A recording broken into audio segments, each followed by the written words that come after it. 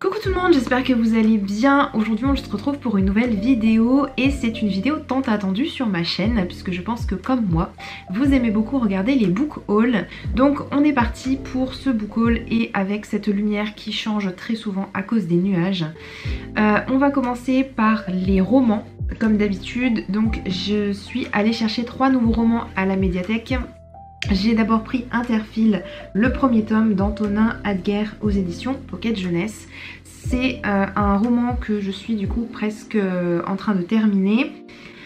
C'est une dystopie qui date un petit peu déjà. C'est l'histoire de Nathan, un jeune garçon qui vit dans un monde où Interphile existe. C'est un réseau social qui permet de connecter les gens via leurs émotions.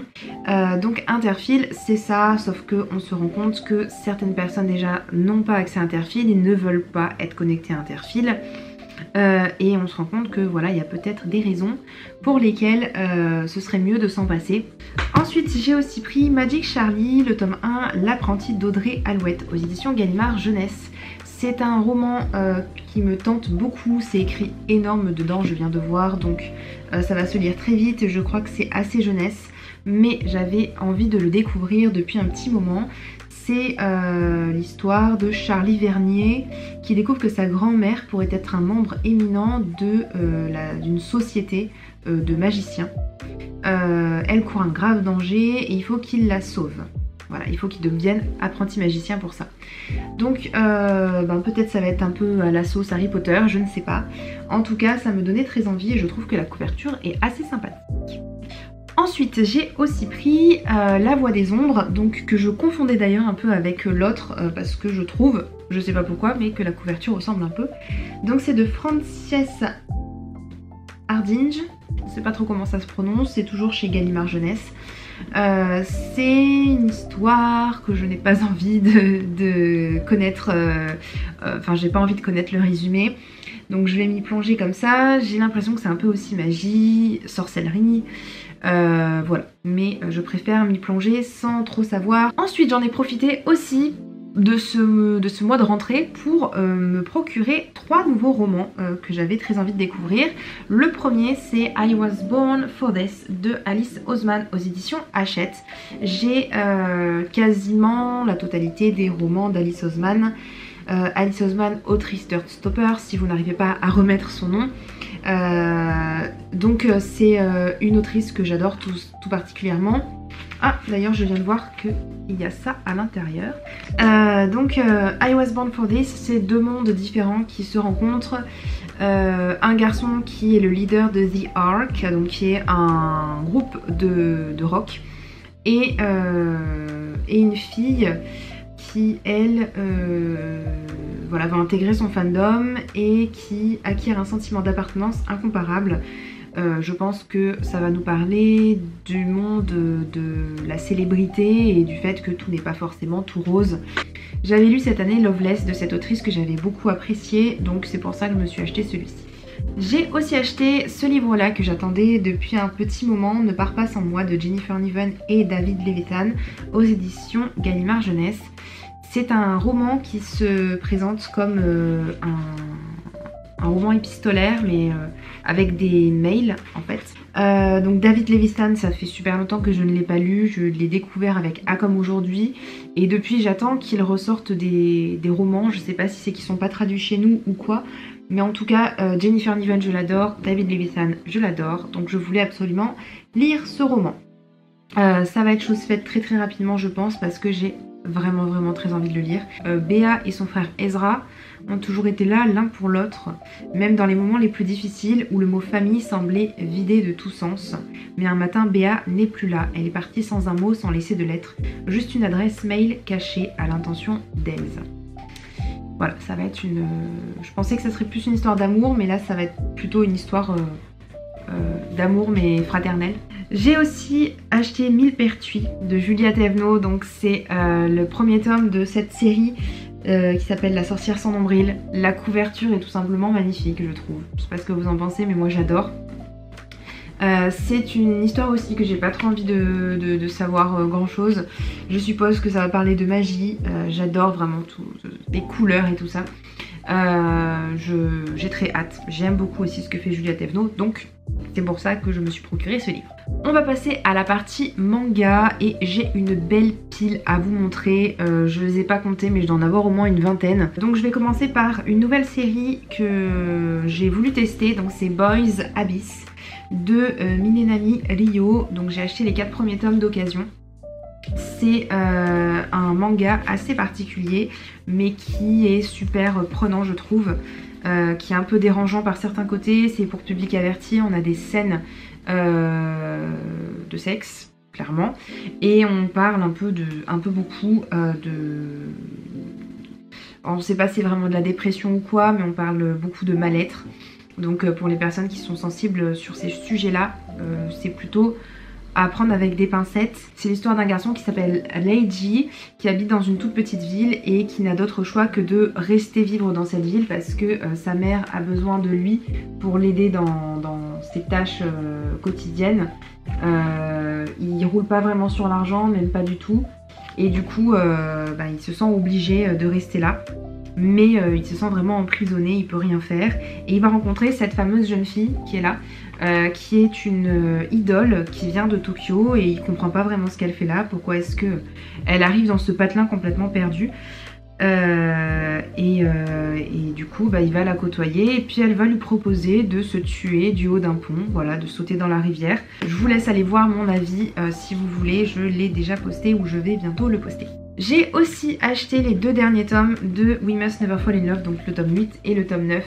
Pour finir cette saga, je vais tourner très rapidement une vidéo dessus pour éviter d'oublier ce que j'en ai pensé.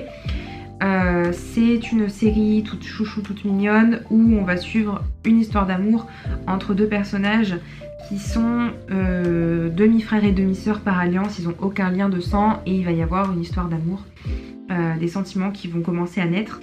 Et voilà, il y a des petits moments tout mignons de câlins, tout ça. On va continuer avec une nouvelle série, série complète en 3 tomes, c'est Les Sorcières de la Fin du Monde de Kujira. Donc voilà, j'ai acheté, donc c'est aux éditions Akata. J'ai lu le premier tome déjà que j'ai plutôt bien aimé. Je vous ferai une vidéo quand je l'aurai terminé. C'est l'histoire de Marie, une jeune fille qui se découvre des pouvoirs magiques et donc elle va intégrer une école de sorciers, mais elle est un petit peu particulière cette fille parce qu'elle n'est pas très douée, on comprend pas pourquoi elle est là à la base et elle va être tutricée, je sais pas comment on dit, par Alice qui elle est super douée et qui est aimée de tout le monde, adulée quasiment. L'histoire des sorcières c'est celle qu'on connaît, c'est-à-dire des sorcières qui ont été exterminées parce que les gens pensaient qu'elles étaient le mal incarné. Sauf que celles qui ont réussi à s'en sortir se sont mis à donner leur pouvoir aux dirigeants de certains pays et donc elles ont travaillé dans le silence et dans le secret plutôt. Donc elles ont été protégées grâce à ça et donc voilà, elles veulent aujourd'hui se venger et donc c'est pour ça qu'il y a cette école de sorciers qui permet de créer les futures sorcières qui vont dominer le monde ou en tout cas se venger des humains. J'ai aussi acheté à sa sortie le 3e tome de Sakura Saku d'Io Sakisaka aux éditions Kana, donc très contente de pouvoir continuer cette série, très mignonne. Là c'est une romance avec une jeune fille qui n'a pas vraiment très confiance en elle et qui se sent différente depuis que quelqu'un a montré de l'intérêt en fait, en quelque sorte. Ça semble un petit peu niais dit comme ça, mais c'est super doux, super mignon. On continue avec le tome 5 de Ton visage au clair de lune de Mika Yamamori aux éditions Pika. Je vais plutôt me mettre comme ça, ce sera plus pratique. Donc c'est l'histoire de Yui et Ishimura, 2 personnages. Donc on a une fille et un garçon, une fille un peu type androgyne qui s'est jamais vraiment sentie fille, à part aux côtés de ce garçon. Et vraiment... voilà, bonne série pour l'instant, j'aime beaucoup. J'aime bien comment dire, la vibe qu'il y a entre les 2 personnages. On a un garçon qui est très fort, enfin un peu style mal alpha, qui a aucun problème à aller vers la fille à lui montrer ses sentiments et tout. Et la fille plutôt timide, tout ça, et j'aime beaucoup ce genre de duo de personnages. Et en plus ce qui est bien avec du coup avec cette édition là, c'est qu'on a des pages couleurs au tout début. Voilà, donc c'était le cas aussi pour les autres tomes, à part pour le 3 ou le 4. C'est l'édition normale, hein, c'est pas l'édition limitée, donc c'est toujours sympathique. On a ensuite Burn the House Down, que je n'ai toujours pas lu. C'est de Moyashi Fujisawa, premier tome, donc nouvelle série aux éditions Akata.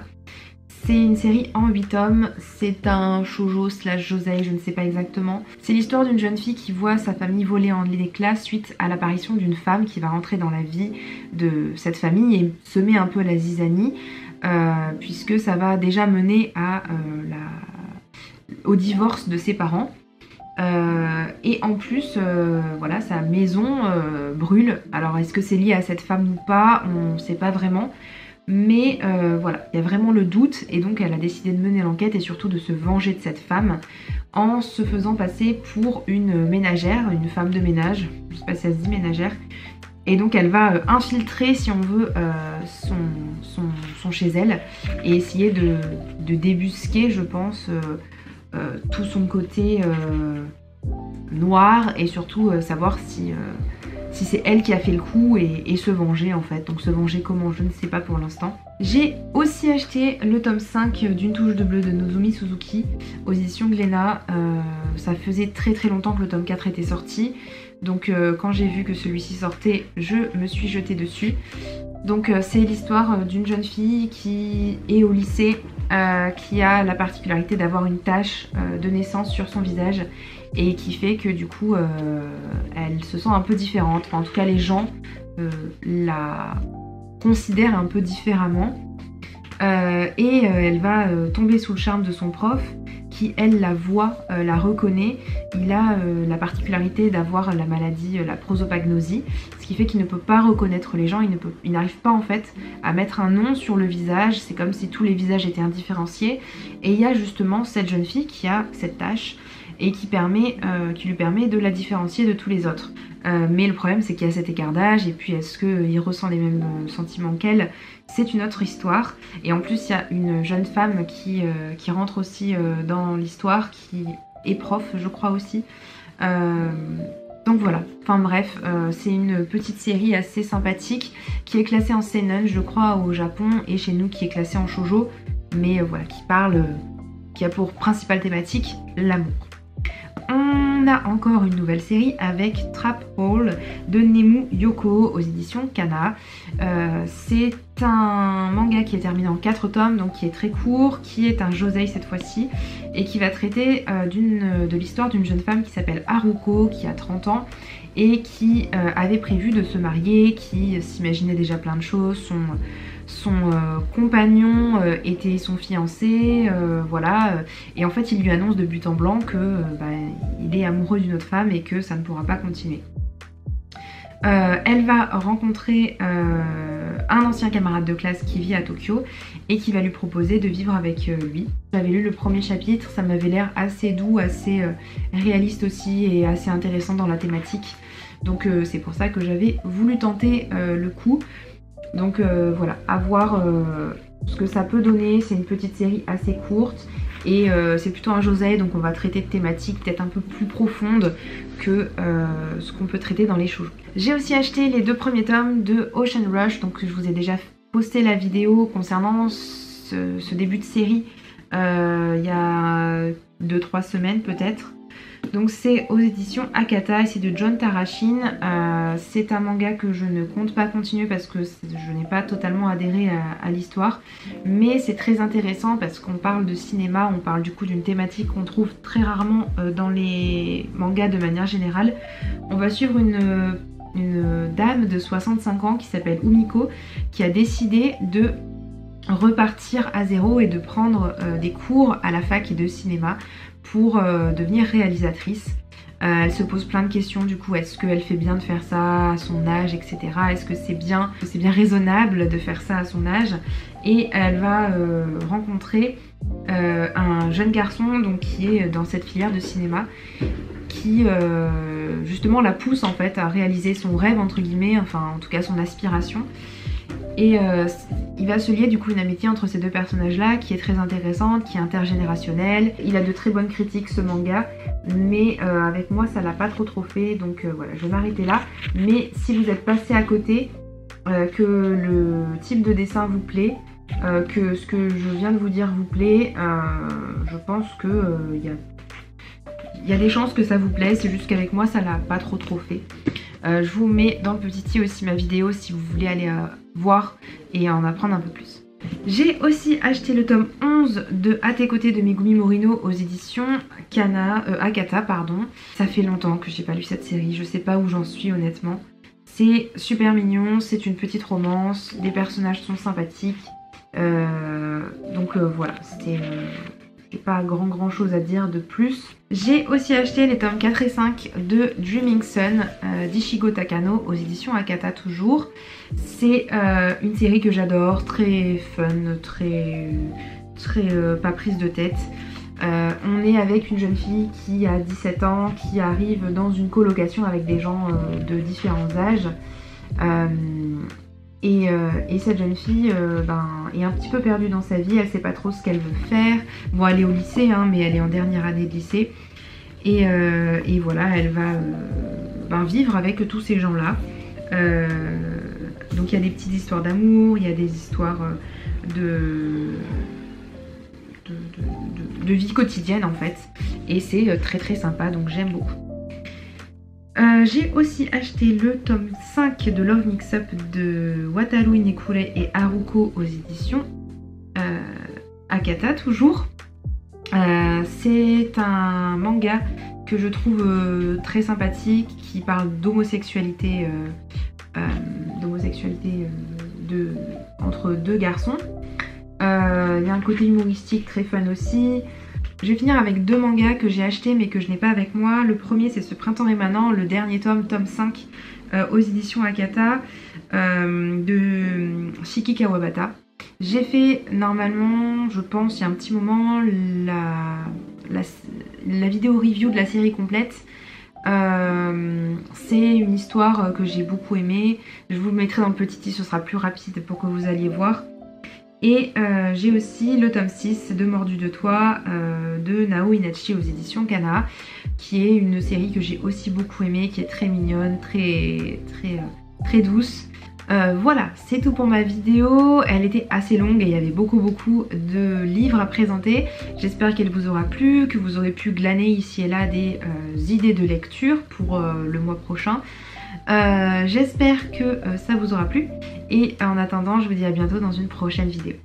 Ciao ciao!